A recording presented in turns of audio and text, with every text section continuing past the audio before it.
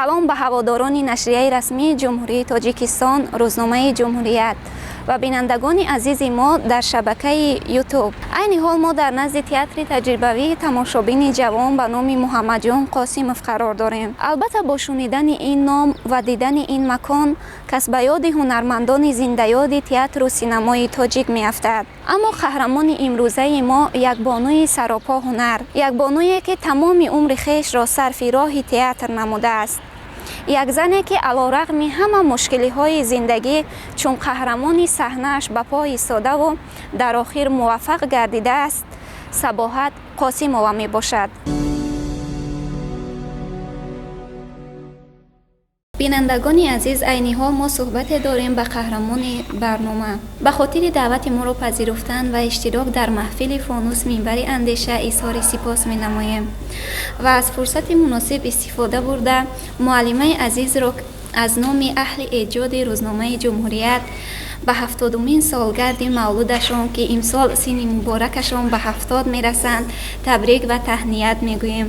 новбаста аз оне ки муаллима ба синни 70 расидаанд, аммо чеҳраашон баҳоргуна аст.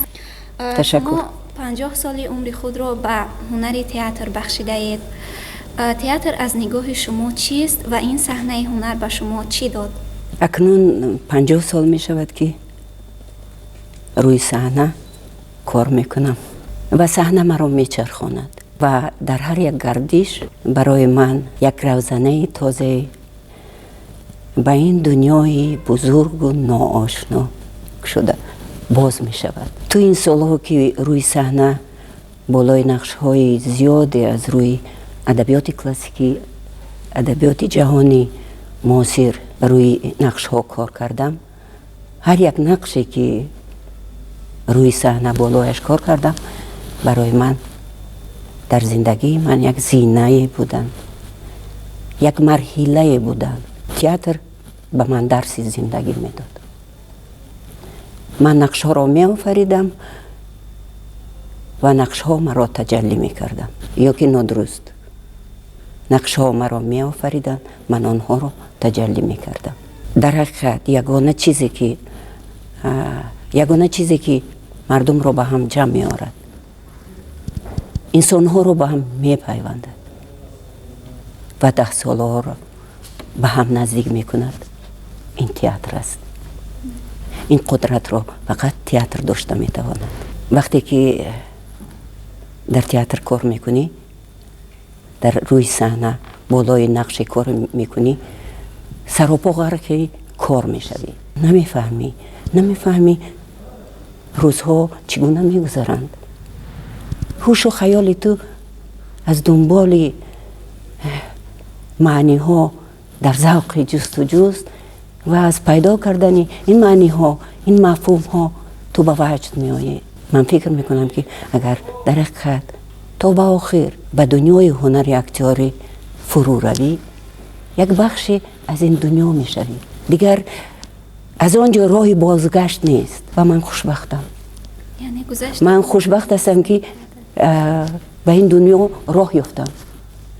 ман хушбахтам ки ин дунё маро қабул кард. муаллимаи азиз, чӣ гунае ки ба мо маълум гардидааст, модари шумо омӯзгор буданд. яъне чӣ сабаб гардид ки шумо пешае ки модар интихоб карда буданд, яъне омӯзгориро не маҳз ҳунарпешагиро интихоб намудед? бале, модари ман омӯзгор буданд ва ҳоло дар бораи модар сухан нагуфта наметавонам. дар ҳақиқат модар, зан, ин сарчашмаи зиндагист ва сарчашмаи зиндагии босамар ва солим ин зан аст, модар аст. мо ҳама медонем ки модар масъулияти тарбияи фарзандро дорад ва аз ин ҷо хулосаи мантиқӣ баровардан мумкин аст ки зан тарбиятгари ҷомеа аст. замоне ки модари ман директори мактаб буданд, бо саъю кӯшиши онҳо, бо талоши онҳо дар деҳаамон як мактаби нав дуруст карданд. онҳо дар он мактаб беҳтарин устодонро ҷамъ карданд ки ҳазорон кӯдаконро با هزاران کودکان یعنی عشق کتاب و دانش آموختن را جا کردن و من آنها را فدایی های راه معرفت می نامم. در حقیقت اگر پدر مادر چیزی را به فرزند خود میراث گذاشتن نتوانند هم اگر عشق کتاب و دانش آموختن را در دل آنها جا کنند این کار بخیر است.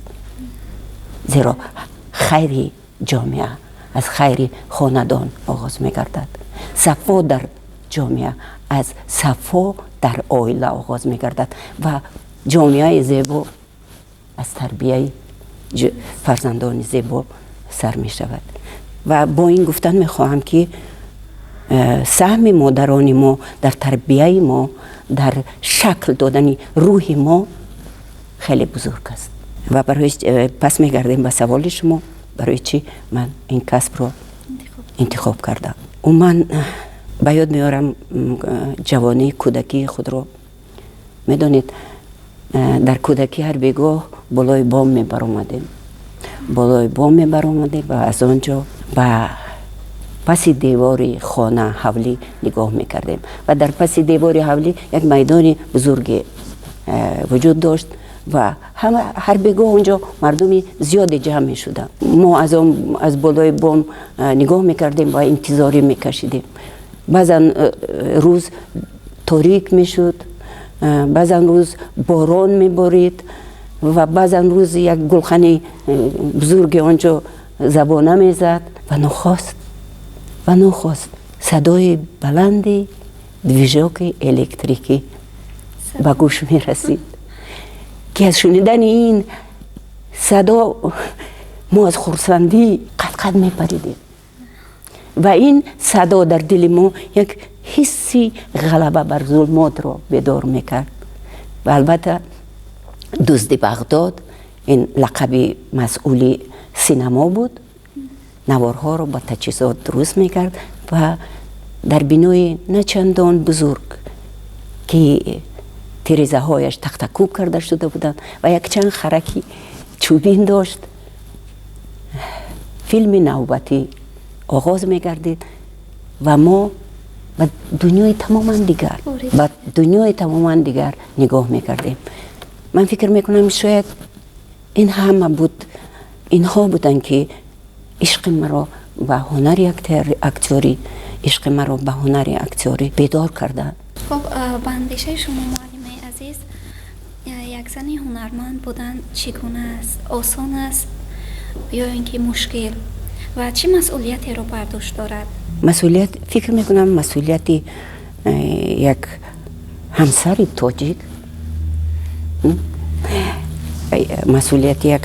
تاجیک فرق ندارد. وی هنرمند است، فرق ندارد وی فروشنده است یا راننده ترالیبوس است. مسئولیت فکر میکنم برای همه یک است. ما همه میدونیم که مسئولیت همسری در ما مسئولیت های زیاده را باز در بر میگیرد. یعنی مسئولیت عروس بودن، مادر بودن، فرزند تربیت کردن و غیره و غیره ها. اگر از این لحاظ شما پرسید مسئولیت من از دیگران فرق نداشت. طول اینقدر سالهایی که شما روی صحنه نقش آفریده اید، خب از در نمایش‌های زیاد شما نقشی اساسی رو اجرا نموده اید و از همه آن نقش‌هایی که آفریده اید زیادتر کدامش برای شما خاص است؟ یعنی که پسندیده تر است؟ اولین نقش‌هایی که روی صحنه اجرا کردم ماننده داشت مثل کودکی که نو راه رفتن را یاد میگیرد، میافتد، میخیزد. و در حقیقت اولین نقش‌های من در صحنه من با اون نقش‌ها یاد گرفتم راه رفتن، سخن گفتن، اندیشه کردن و خندیدن و گریستن را با آنها یاد گرفتم و با آنها دست به دست به دنیای تئاتر راه یافتم. برای من با بالای نقش‌های فاجعه‌ای کار کردن خیلی معقول بود. میدونید برای چی؟ برای اینکه این گونه شخصیت‌ها اینقدر در زندگی زیاد جستجو میکنن، اسیان میکنن، خطا میکنند، اما میتوانند برای ذره حقیقت جان خود را قربان کنند. و برای من بالای این نقش ها، این گونه شخصیت ها، این گونه قهرمان ها کار کردن خیلی معقول بود. شما با استاد زنده‌یاد فراخ قاسموف چی با هم آورده بود؟ فکر میکنم ما را تقدیر به هم آورده بود و تئاتر ما را با هم دیگر آشنا کرد. میخواهم از روزگاران گذشته جویا شوم. یعنی کدام خاطره ها تا امروز به نیکی یادتان می آیند؟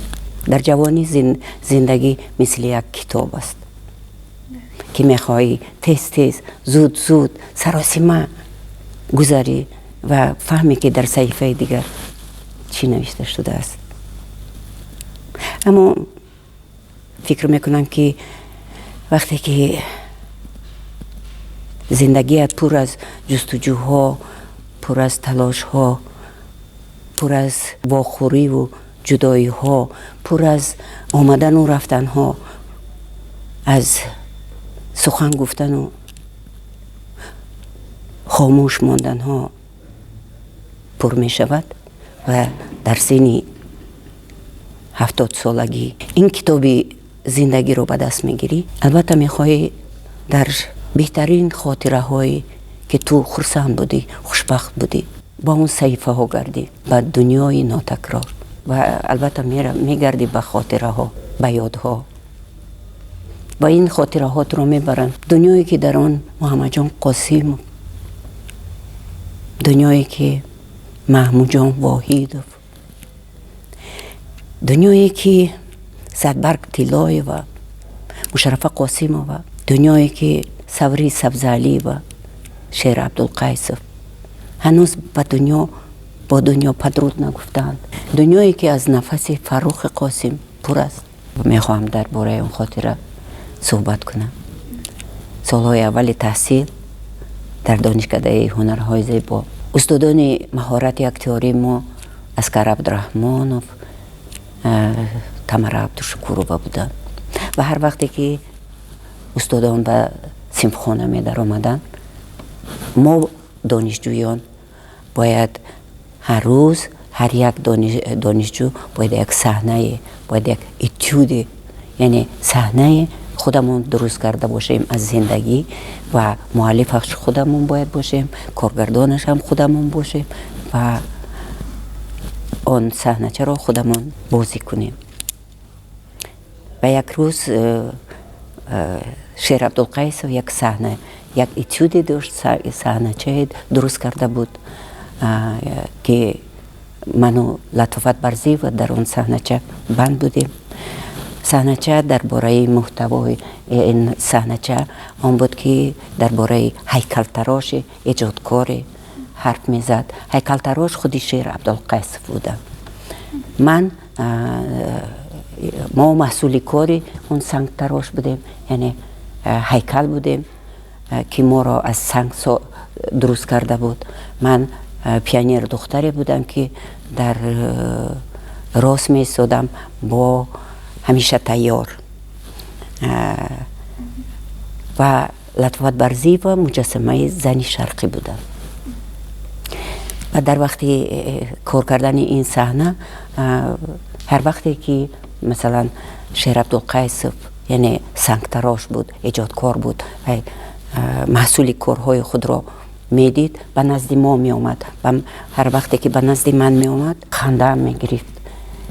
این خنده من به دیگرها سرایت می کرد و در صنفخانه همه می خندیدن. در یادم است استاد اسکر عبدالرحمنوف می گفتن نبی و کی بس می کنی خندیدن. یادشون بخیر. این لحظه هایی بودن که فراموش نشونده هستند. بعد استاد فاروق قاسموف شما راهبری بدیعی تئاتر را به عهده دارید. حالا قسم بیشتری هنرمندان جوانانند. به هنر آنها چگونه بها می‌دهید؟ یعنی باوری دارید که جوانان آینده مکتب استاد فاروق قاسموف را ادامه می‌دهند و تئاتر را رشد می‌دهند؟ تأسیسی باید گفت که تأسیسی تئاتر اهارون به نام محمد جان قاسمов هنوز در سالهای 90 از طرف هنرمند مردم تاجیکستان فروخ قاسم و بعداً فعالیت تئاتر در وضعیت‌های گوناگون فقط برای تولید فرهنگ برای ملتمون بود و هست. زیرا فرهنگ نیست باید مثل خوراک، لباس، فناوری باید تولید شود و پیشکشی تماشا بینان گردد. و نمایش های تئاتر اهارون، نمایش های فروخ قاسم از دردانه های ادبیات کلاسیکی روی صحنه آمده بودند و آنها این نمایش ها درباره بزرگی تمدن آریایی حرف می زدند و این نمایش ها درباره شخصیت های ناتکراری جهانی حرف می زدند و این نمایش ها درباره بزرگی تمدن ما که گهواره بسیار از تمدن های دیگر است حرف می زدند و باید همه این را ما باید خودمان ما تاجیکان باید دانیم و فهمیم، درک کنیم و قدر کنیم. همه این نمایش ها یک سبک نو، یک مکتب نوی تئاتر ملی را تولید کرده. باید گفت که تئاتر اهارون به نام محمد جان قاسم این زاده استقلال است و این همه بردباری های تئاتر و این همه کارهایی که تئاتر اهارون این نمایش نامه ها را ساخت و یک سبک نوی تئاتر ملی را تولید کرد، این میوه های استقلالیت است و نگفته نمیتوانم سال 2014 در افتتاح بنای محمد جان قاسمov پرزیدنت کشور سروری دولت اشتراک داشتند که اشتراک آنها در افتتاح بنای محمد جان قاسمov یک تکانی بزرگی بود برای هنرمندان و برای تمام هنرمندان تاجیک و من خوشبخت بودم که این روز را دیدم و من خیلی منتدار هستم که روحی شوهر من که تمام عمر خود را برای این هدف سر کرده بود شاد گشتم. زمانی دانشجویی ما، زمانی که ما بزرگ شدیم، مثلا فضیلت های خوب انسانی، دوستی، برادری، شرف، این سخن های خالی نبودن و البته این به جامعه وابستگی دارد. یعنی جامعه چی ارزش ها دارد. در زمان ما مثلا اطلاعات زیاد و تکنولوژی بزرگی که حالا وجود دارد نبود، اما مثبت کار آن بود که در دل ما خواهش بزرگی جستجو کردن، کشف کردن و موقع خود را در زندگی یافتن خیلی زیاد بود.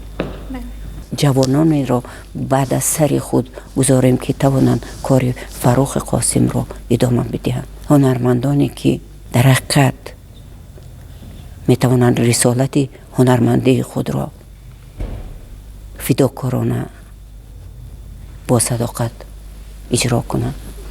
ولی البته دنیا با امید است و من با بچه های تئاتر اهارون امید دارم. تئاتر آینده هواداران کلام بدیع را با چه نمایش استقبال خواهد گرفت؟ و حالا در آخری صحبت باید گفت که ما هنرمندان و تئاتر همه روزه کوشش میکنیم، تلاش میکنیم که تئاتر رسالت خود را به جا بیارد و ما کوشش میکنیم که تماشابین خود را با بزرگترین آثار جهانی تربیت کنیم و ذوق آنها را بالا برداریم و نمایش‌های روی صحنه بیاریم که هم به ذوق کودکان و هم به ذوق جوانان موافق باشد. و حالا من خوشبخت هستم که روی صحنه تئاتر بالای اثرهای نو کار رفته ایستاده است و این کارها را هنرمندان انجام داده ایستاده است و به نزدیکی حالا بالای نمایش لیلی و مجنون که از روی اثری نظامی جامی درست شده است، کار بالای این نمایش رفته ایستاده است و البته من با آنها و این جوان ها برای کار میگویم و با آنها بردباری ها آرزو میکنم. سلامت باشید. بار دیگر اظهار منتداری میکنیم برای دعوت ما رو پذیرفتن و اشتراک در برنامه و بینندگان عزیز اینجا میرسیم به فرجام برنامه. تا برنامه های دیگر تن صحت و خانه آباد باشید.